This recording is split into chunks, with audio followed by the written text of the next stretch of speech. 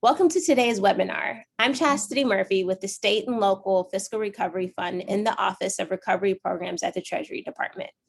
During today's session, members of the Office of Recovery Programs will be providing an overview of the reporting guidance for the State and Local Fiscal Recovery Fund. This session will not discuss the interim final rule in detail or provide answers to questions about specific allowable uses for state and local fiscal recovery funds. If you have questions on allowable uses, your best source is the interim final rule and the related FAQs. If the interim final rule or FAQs don't address your specific questions, then you should email slfrp@treasury.gov. There will be an overview followed by a short review of the guidance. The session will then focus on covering each section of the reporting guidance with some time at the end for Q&A. The link to the reporting guidance is on the screen, and we have also dropped it into the chat. We recommend that you open up the reporting guidance and follow along during today's session, as we will walk through the guidance section by section. The session is not intended to replace reading the guidance in full. It is designed to provide an overview of key concepts and topics, which may help when reading the guidance. This webinar will last 1 hour, starting with the presentation, followed by the Q&A. Participants are in listen-only mode, but as mentioned, there will be a dedicated Q&A section at the end. Questions can be submitted through the Q&A feature at the bottom of your screen. You will not see questions submitted by other participants, but we will be collecting them throughout the session and addressing as many as we can in the Q&A section of the agenda. Finally, before we get started, here are some resources for more information about the State and Local Fiscal Recovery Fund. You can find more information about the program at treasury.gov/SLFRP. And if you have any questions on eligible uses or other topics we will not be covering today, you can email slfrp@treasury.gov. Now I'd like to introduce Kitty Richards. Kitty is the head of State and Local Fiscal Recovery Fund programs and will be giving a brief overview of the program.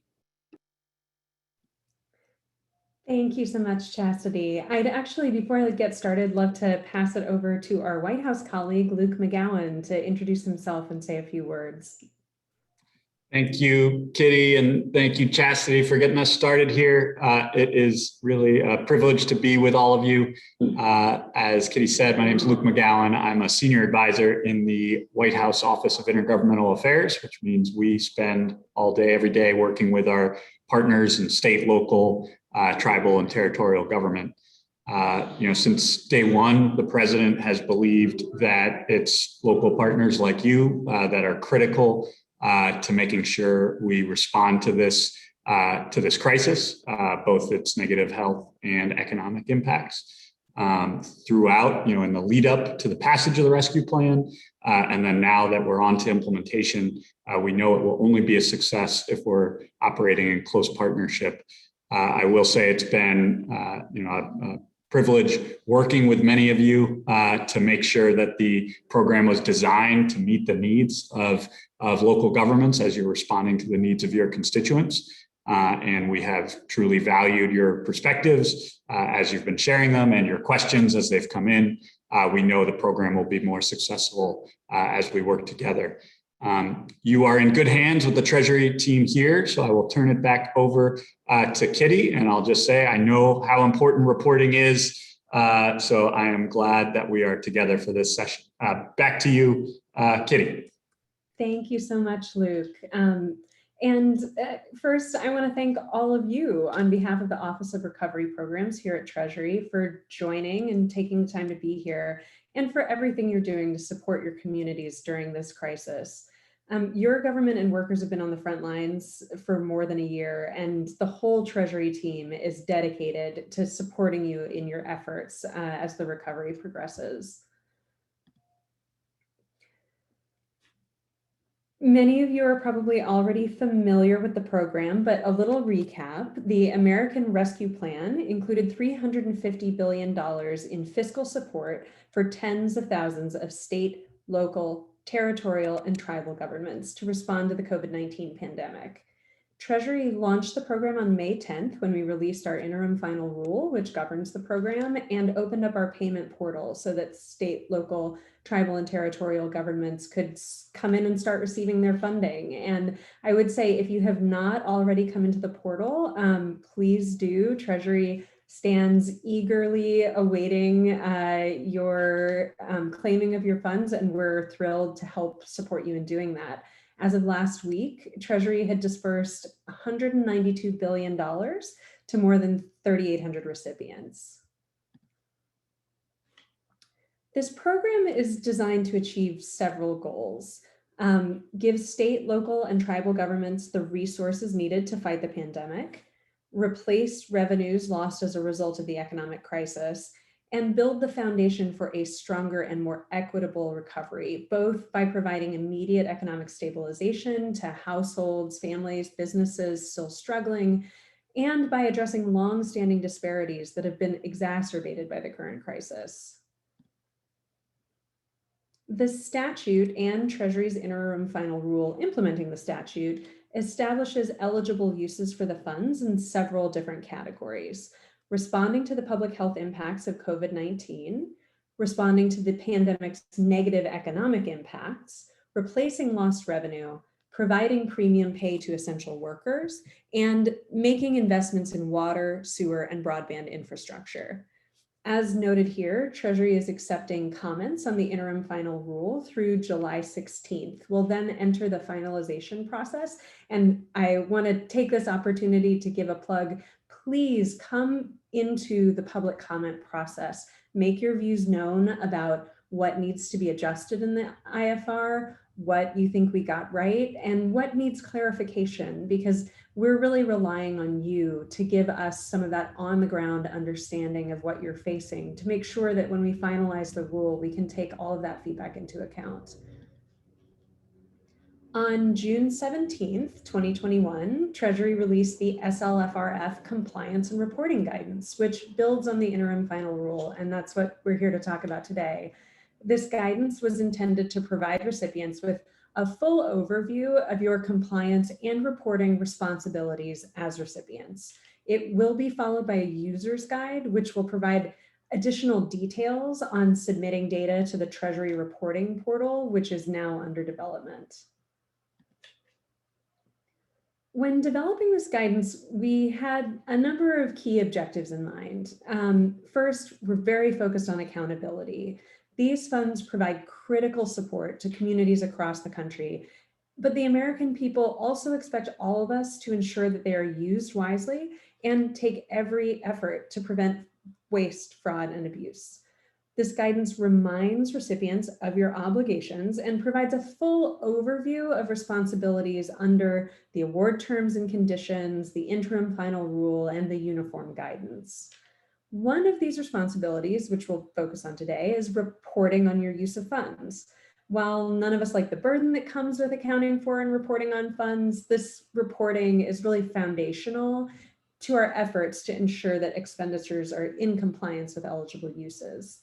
The SLFRF requires program, financial, and performance reporting to build public awareness, increase accountability, and monitor compliance of eligible uses. Recipients are required to account for every dollar spent and provide detailed information on how the funds are used. Second, we're focused on transparency. Given the nature and magnitude of this program, there's going to be a lot of interest in how this money is spent. Transparency is the bedrock of accountability and will provide important information for your community, as well as leaders here in Washington, about how state and local fiscal recovery funds are being used to advance an equitable economic recovery. Treasury will provide comprehensive public reporting based on the information you submit to us. In addition, we are asking large recipients to publish a recovery plan each year on your own website. This recovery plan will allow your residents to understand how funds are being used and what outcomes are being achieved in their community. Last but not least, we're very focused on making this reporting as user-friendly as possible. We recognize that reporting, while absolutely necessary, places a burden on recipients, and that we have a responsibility to minimize that burden to the extent possible. We're working to make many improvements requested by recipients of CARES Act funding, including moving the deadlines to 30 days after the close of the reporting period versus the 10 that was allowed under the CARES Act, streamlined requirements for smaller funding recipients, and increased availability of bulk upload capabilities. We will also be using a different reporting system than was used for the CARES Act, and we're working to streamline that system as much as possible. In addition, this guidance includes a number of provisions designed to promote an equitable recovery and effective use of these funds. First, the guidance is equity focused. Treasury is committed to encouraging uses of funds that enhance racial and economic equity in communities across the country. This reporting guidance ensures that recipients will focus on equity in their planning and holds them accountable for tracking what proportion of their funds are going toward projects that will benefit economically distressed communities. Second, the guidance is community empowering. The guidance requires the recipients to report on how they are engaging the community to inform how funds are spent. Recipients are also required to describe how funds will build the capacity of community organizations to serve people with significant barriers to services, including people of color, people with low incomes, and other traditionally underserved. Third, the guidance is worker-centered. The American Rescue Plan and Treasury's Interim Final Rule for the SLFRF support public sector employees, essential personnel, and other workers who will really drive America's recovery from the COVID-19 crisis. This reporting guidance builds on the IFR to ensure transparency and accountability for labor practices under the program. Finally, the guidance is results and evidence focused. Some recipients are required to track their project outcomes over time, and some recipients are required to provide information about what portion of funds are being spent on evidence-based interventions or are being evaluated so that we can build our knowledge base. Thanks again for taking the time to be here today and for all you're doing to support your communities during this recovery. I really look forward to continuing to working with all of you as this program is implemented. Now I'm going to turn it over to Mark Bussow, who's going to give a brief overview of the guidance. Mark is a senior advisor in the Office of Recovery Programs and has been overseeing the development of the compliance and reporting framework for this program. Mark? Thank you, Kitty. Glad to be here and appreciate everyone taking the time to join. First, let me start with part one of the guidance, which provides an orientation on recipients' compliance responsibilities and Treasury's expectations and recommended best practices. As Kitty mentioned, we are all responsible for effective oversight of these funds. As a recipient, you're the first line of defense and responsible for ensuring award funds are not used for ineligible purposes and there is no fraud, waste, and abuse associated with your award. Part one provides you a short overview of the four main sources of recipient compliance responsibilities: the statute, Treasury's Interim Final Rule, the uniform guidance, and the award terms and conditions. I'm not going to go through each in detail, as when it comes to fulfilling these obligations, there's no substitute for consulting the underlying documents and ensuring you and your staff understand and adhere to these provisions. But I do want to highlight a few key points quickly. First, Part 1C1 of the guidance provides an overview of eligible and restricted uses, which Kitty referred to earlier. As a recipient of an SLFRF award, your organization has substantial discretion to use the award funds in the ways that best suit the needs of your constituents, as long as such funds uses fit into one of the eligible use categories: public health, negative economic impacts, lost revenue, premium pay, and water, sewer, broadband infrastructure. Specifically restricted uses include debt service, deposits into pension funds, and tax reductions. In addition to determining a given project's eligibility, recipients are also responsible for determining their subrecipients or beneficiaries' eligibility and must monitor their use of SLFRF award funds. Second, as discussed in Part 1C2 of the guidance, you may use SLFRF funds to cover eligible costs during the period that begins on March 3rd, 2021 and ends on December 31st, 2024, as long as the funds are obligated by December 31st, 2024 and expended by December 31st, 2026. Costs for projects incurred prior to March 3rd, 2021 are not eligible as provided for in Treasury's Interim Final Rule. But in some instances, the cost incurred by the households, businesses, and individuals that you are serving prior to March 3rd, 2021 may be eligible. The guidance includes examples on page 5, and you may want to check them out. The SLFRF awards are generally subject to the requirements set forth in the uniform guidance, and your organization should review the uniform guidance requirements applicable to the use of SLFRF funds. The program guidance gives a brief overview of these requirements, and I'll highlight just a couple points now. First, Part 1D2 in the guidance describes how recipients may use funds for administering the SLFRF program, including the costs of consultants to support effective management and oversight, including consultation for ensuring compliance with legal, regulatory, and other requirements. This section also clarifies that recipients are permitted to charge both indirect and direct costs to their SLFRF award as administrative costs. The guidance describes a number of considerations when doing so. Part 1E also discusses record keeping, single audit, and legal requirements relating to non-discriminatory use of funds, including Title VI Civil Rights Act compliance. We hope the overview of these provisions in the guidance is helpful to your organization, and again, encourage you to consult the underlying documents and ensure that you and your staff understand and adhere to these provisions.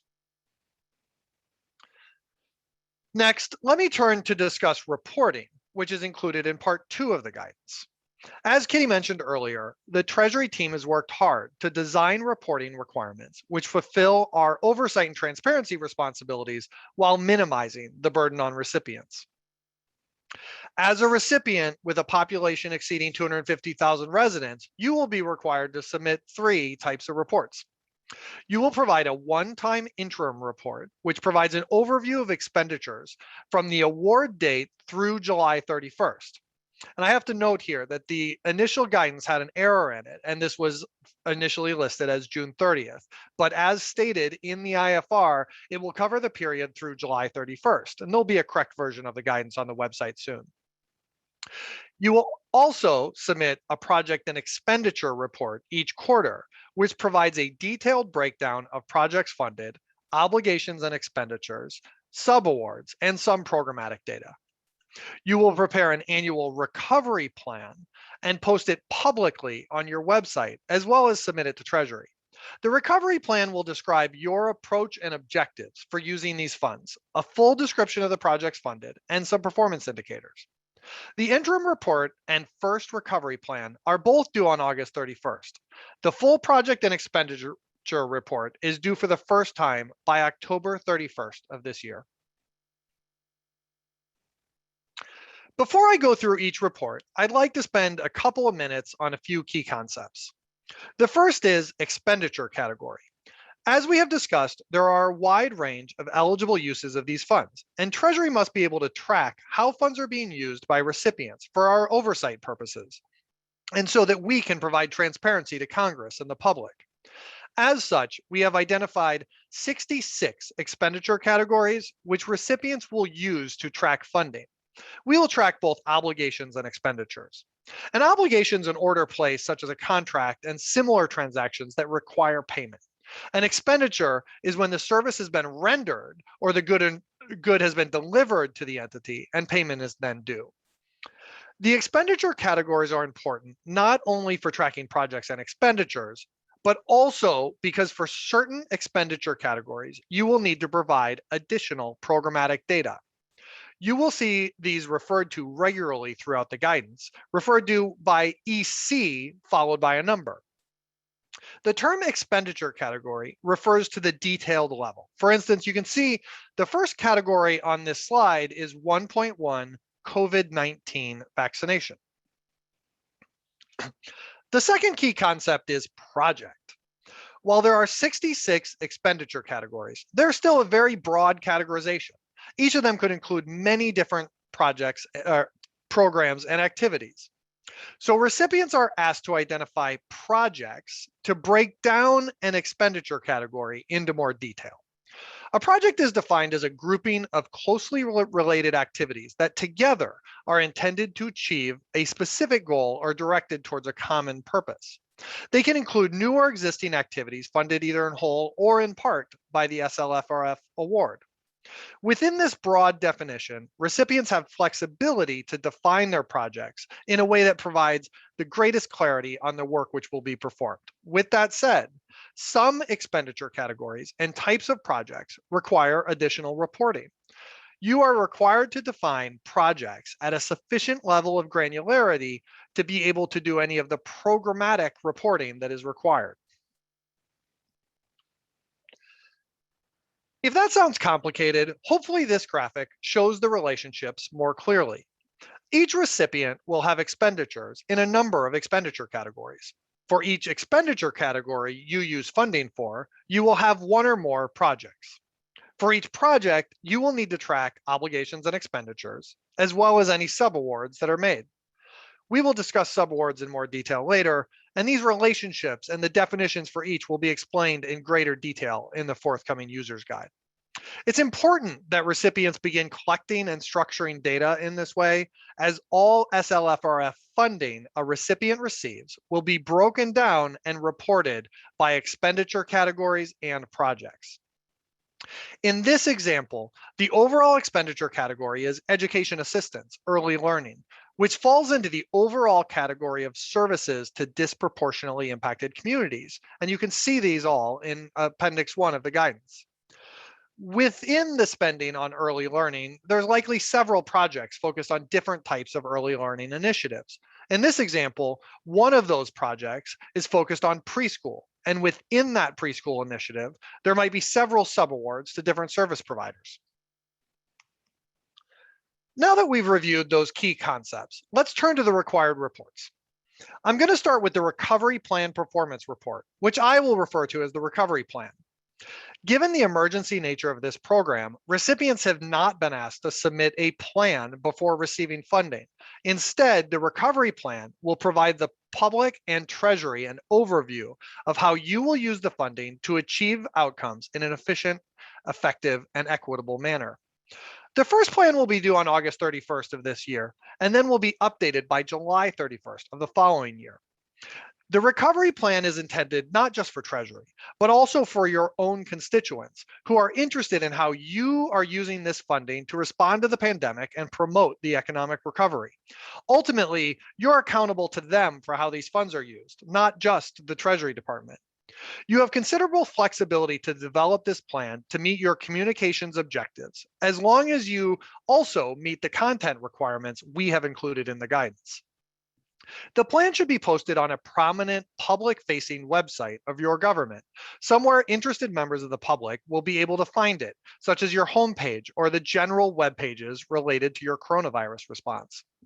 Treasury will also collect a copy of the plan in the Treasury reporting portal.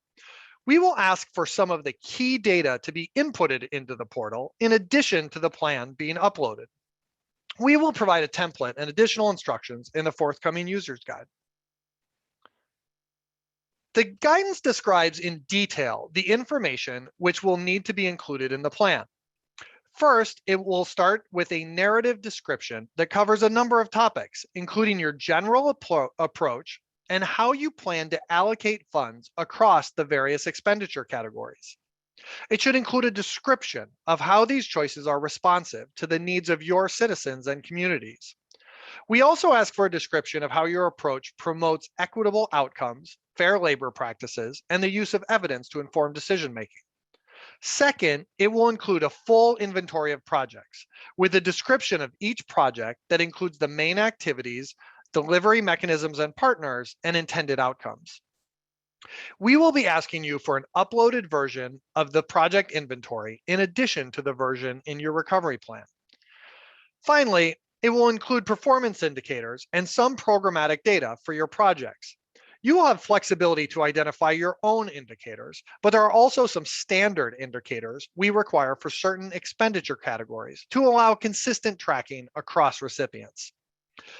Now, I'm going to turn it to Jed Herman, who will highlight a few specific areas in more detail.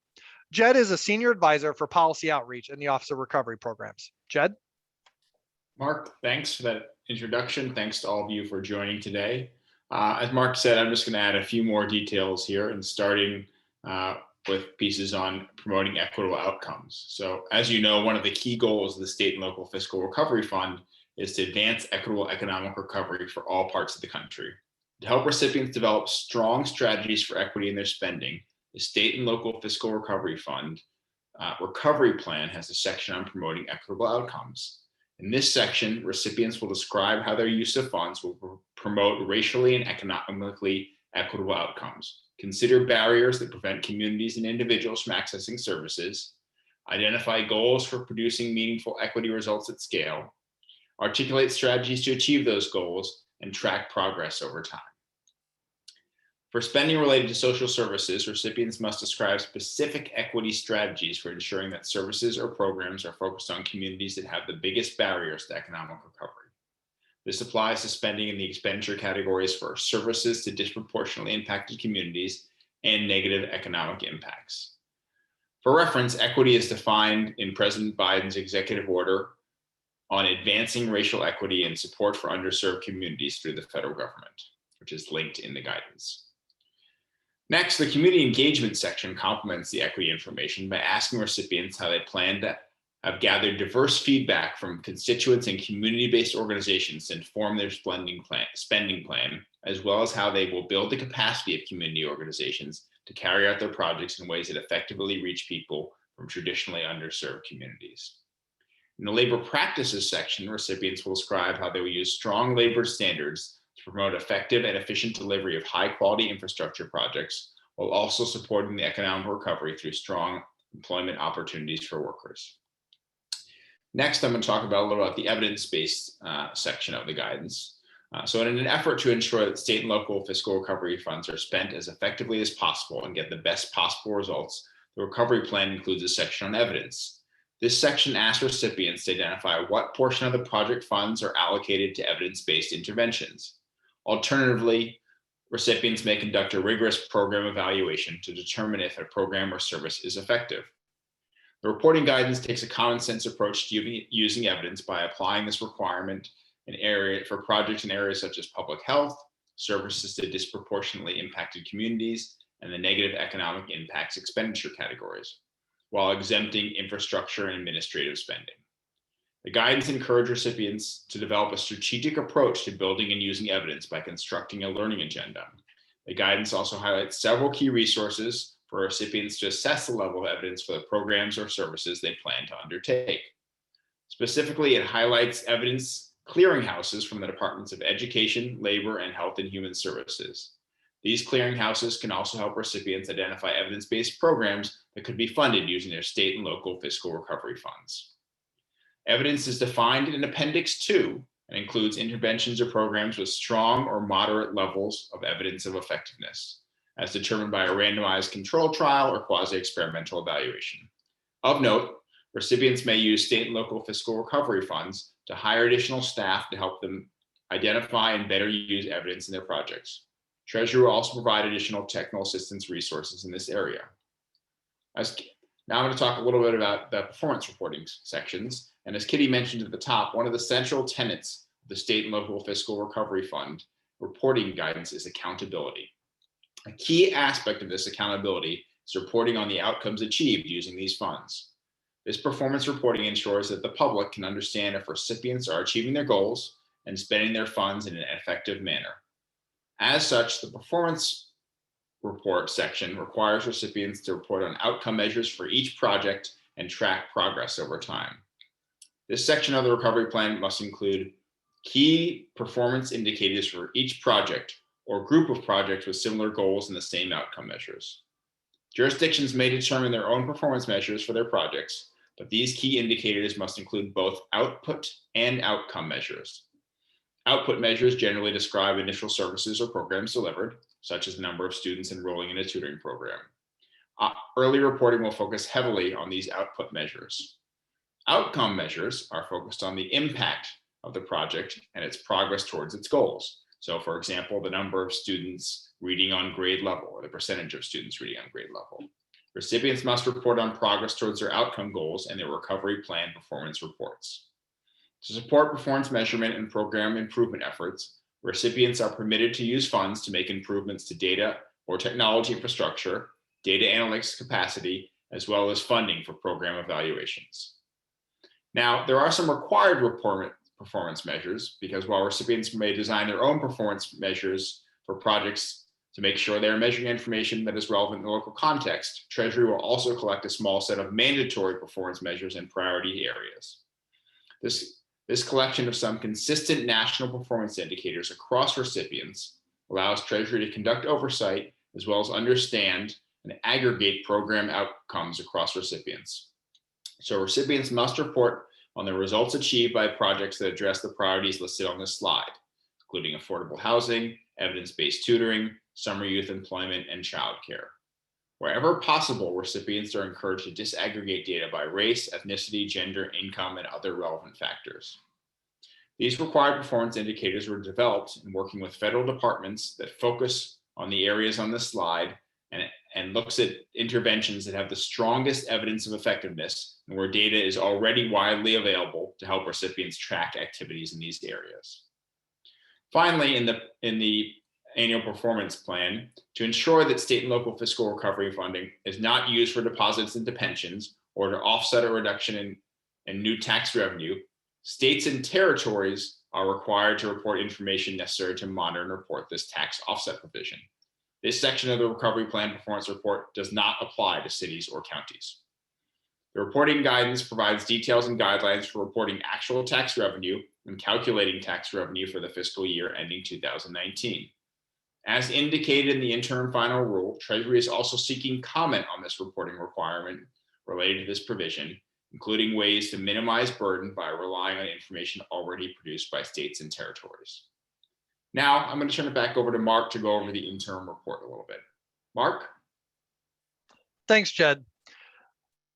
Now that you have an understanding of the recovery plan, the interim report should be pretty straightforward. The interim report will include a table in the reporting portal, which lists all of the expenditure categories in Appendix 1. And then for each, you will be asked to enter any obligations and expenditures through July 31st. We've actually already gotten a question on what level of detail is required, and you do not need to include a full breakdown by projects. Data is only required for the 66 expenditure categories in Appendix 1, where you have incurred obligations or expenditures. In the example shown, you can see that obligations have been incurred in 3 categories and expenditures in 2. And that is the only data that needs to be filled out. In the interim report, though, you also need to submit programmatic information in 2 areas. First, if you're planning to use some SLFRF funding for revenue replacement due to revenue loss during the coronavirus pandemic, you will submit information on how that calculation was made. The formula was included in the IFR. You will also provide a description of how the revenue replacement funds will be allocated. Second, and this is for states and territories only, we will collect information on the allocations that states and territories make to NEUs. We will ask them to provide this information in a spreadsheet. And it's very important for us to get this information as up to date as possible at the time the report is submitted, as we will use this information to communicate with NEUs and collect their required reporting. Okay, that covers the information required by August 31st. Quarterly reporting will start with the project and expenditure report due October 31st. The basic structure of the project and expenditure report will be familiar to many of you, as it continues many of the elements from the Coronavirus Relief Fund reporting. Reports will be due 30 days after the end of the period, though, instead of the 10 days for CRF. There are 3 basic categories of information which will be required. First, we will collect information on each project. Project descriptions will summarize the information you provided in the recovery plan. For each project, you will need to report on obligations and expenditures and project status, as well as the demographic distribution of the project. And Jed will describe that in more detail in just a minute. Second, you will report on all subawards of $50,000 and above each quarter. A subaward is an agreement that a prime recipient makes with another entity to perform a portion of the award. In most cases, this will occur when you award a contract or grant over $50,000 using these funds. As many of you know, subaward reporting is a federal requirement across programs, and this information will be provided to usaspending.gov. Third, for all projects in specific expenditure categories, for certain projects in specific expenditure categories, you will need to report additional data. The guidance includes a list broken out by expenditure category. For states and territories only, this includes an update of the NEU distribution information you submitted in your interim report, in case there are any updates. Now, I'm going to turn it back to Jed to highlight a few specific areas in more detail from the project and expenditure report. Thanks, Mark. As Mark said, I'd like to add a few more details in a couple areas to the project and expenditure report. First, in line with the goal that state and local fiscal recovery funds are being used to promote a strong and equitable recovery, it is important for the public and Treasury to understand how funds are being spent to serve specific communities, and particularly those communities most impacted by the pandemic and its economic effects. As such, the project demographic distribution section provides information to track if projects are focused on areas with the most need. Recipients are asked to classify whether their project's intended recipients are primarily in economically distressed areas. The need to identify whether or not the project is serving an economically distressed area is required of projects in expenditure categories related to negative economic impacts, services to disproportionately impacted communities, and COVID-19 testing and vaccinations. It is not required for projects like infrastructure that are less targeted towards specific recipients and broadly serve entire communities. For the purposes of this reporting, economically distressed areas are defined by HUD's qualified census tract designation, which is focused on areas that earn less than 60% of the median income or have a poverty rate above 25%. Projects are counted as being targeted toward economically disadvantaged communities if the project funds are spent on a program or service that meets one of the four following. Provided at a service, the service is provided at a physical location in a qualified census tract. The primary intended beneficiaries live in a qualified census tract. The eligibility criteria are such that the primary intended beneficiaries earn less than 60% of the median income for the relevant jurisdiction, whether a city, county, or state, or other jurisdiction. Or number 4, eligibility criteria are such that over 25% of intended beneficiaries are below the federal poverty line. To be clear, this does not require that information needs to be tracked on each individual beneficiary. Use of estimates is permissible to determine if a project meets one of these criteria and is serving an economically disadvantaged community. Next, moving on to look at some programmatic data for non-infrastructure projects. There are a few other areas where specific data needs to be required. This information helps track results and ensure that project funds are spent on eligible uses. I won't go into the measures for each specific area where programmatic information is needed, as the reporting guidance has a very clear list. But as a couple of examples, projects on small business economic assistance are asked for a brief description of the program, the number of small businesses served, and the approach to ensuring aid responds to a negative impact of COVID-19 pandemic. For expenditures on rehiring public sector staff, it asks about the number of FTEs rehired by governments using state and local fiscal recovery funds. Moving on to talk about infrastructure projects, there's similarly a need to ensure accountability for large infrastructure projects, and thus this requires detailed project level reporting. This includes things like location and expenditure data. It's important to note that you will need to collect specific location and other information for these projects. As such, it is likely that reporting for infrastructure projects may be more detailed than in other areas.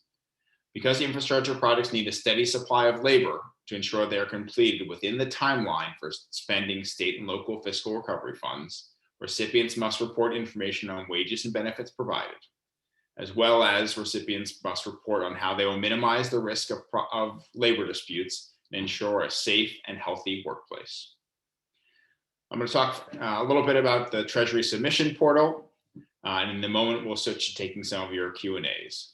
So all of this information will be submitted to the Treasury through the Treasury submission portal. In the coming weeks, Treasury will provide a detailed user guide and other reference materials to help recipients enter their information into the system. This information will be provided on the Treasury's website on the homepage for the State and Local Fiscal Recovery Fund. In addition, we plan to host a series of technical assistance webinars like this one to help recipients enter their information into the reporting system. Further communications will be shared with recipients and posted on Treasury's website, as I noted. On the next slide, I'll briefly recap the reports that your jurisdiction will be required to file. So as a jurisdiction with more than 250,000 residents, you will be required to file 3 types of reports. First, as Mark mentioned, you will submit a one-time interim report, which provides an overview of expenditures from the date of award through July 31st, as well as any distributions made to NEUs if that is relevant as the state or territorial government. You will submit a project and expenditure report for each quarter, which provides a breakdown of the projects funded, obligations and expenditures, subawards, as well as some programmatic data. Finally, you will prepare an annual recovery plan performance report and post it publicly on your website, as well as submit it to Treasury. The recovery plan will describe your approach and objectives for using these funds, a full description of the projects funded, and some performance indicators, as I mentioned previously. The interim report and the first recovery plan are both due on August 31st. The full project and expenditure report is due for the first time by October 31st of this year. That concludes the presentation portion of our webinar.